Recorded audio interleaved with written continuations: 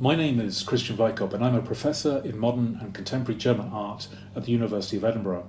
Within the university I'm based at ECA, the Edinburgh College of Art, which also happens to be the alma mater of Alex Hamilton, Chair of Studies in Photography. I first met Alex when I organised an international conference at ECA on the German artist Joseph Beuys back in 2016. One of our guest speakers at that conference, the legendary gallerist Richard DeMarco, had organised a landmark exhibition at the college in 1970. This was called Strategy Get Arts. This exhibition involved a dramatic takeover of the main building by pioneering artists who were based in the city of Düsseldorf, including Beuys.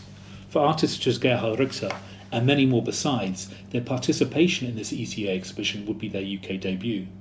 Later, many of these artists would become world-renowned. It was a remarkable coup for Scotland.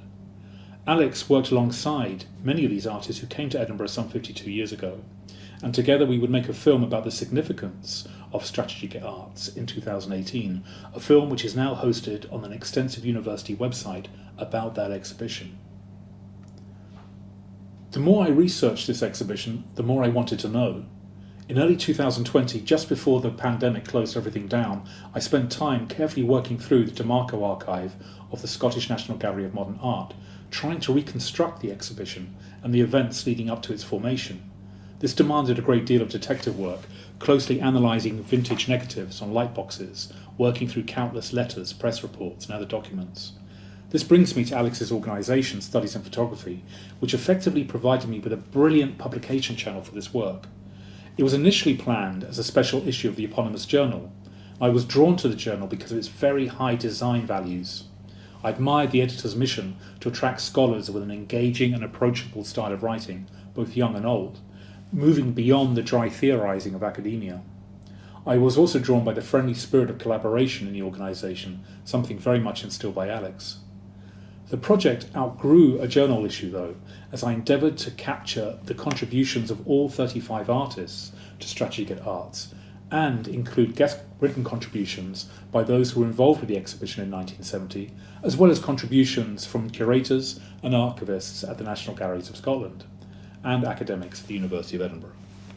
Alex championed the project from start to finish, and it would become the first book of Studies in Photography, and it was entitled Strategy Get Arts 35 Artists Who Broke the Rules, produced in partnership with Edinburgh University Press. This book also spearheaded a new category at Edinburgh University Press for art and visual culture, and Studies in Photography is now a dynamic series within that category. This year, Alex has brought out another stunning book, Surveying the Anthropocene, edited by Patricia MacDonald, and more publications are in the offing. I've now joined Studies in Photography as a consulting editor on book publications. In addition, I've contributed a lead article for the summer issue of Studies in Photography journal on the world-famous artist Anselm Kiefer, an artist who has been described by a number of critics as our greatest living painter. But this article, which has the support of the Kiefer studio, focuses on his photography, an overlooked aspect of his work. There is a connection to the Strategy Get Arts book from last year in that Kiefer was a mentee of Joseph Beuys and would travel to Düsseldorf for meetings with him in the early 1970s. Even though Kiefer lived over 300 kilometres away in the Odenwald and was not part of the Düsseldorf scene as such. Surprisingly, this issue of Studies in Photography will be the first print journal publication, in English at least, on Kiefer's photography.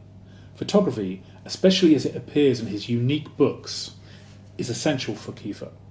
These books provided an incubator of ideas for his work in other media. At the core of my essay are several photographs that documented Kiefer's earliest performance project from 1969, a project published 6 years later in the form of a photo essay entitled Occupations. This was in the neo-avant-garde magazine called Interfunktionen. This photo essay proved to be so controversial that it led to the dissolution of the magazine, but you will have to buy the summer issue of Studies to find out why. I would encourage academics and non-academics alike to very much consider contributing to the journal Studies in Photography. As I say, they really encourage an accessible style of writing, but they have very, very high standards. The team of photographers, of curators, of scholars who are part of the committee ensure that there are very, very high standards.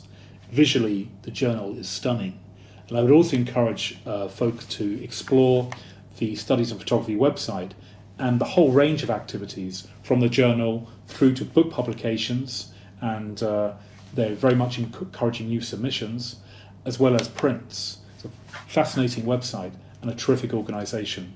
So young and old, academics, non-academics, look to get involved with Studies in Photography.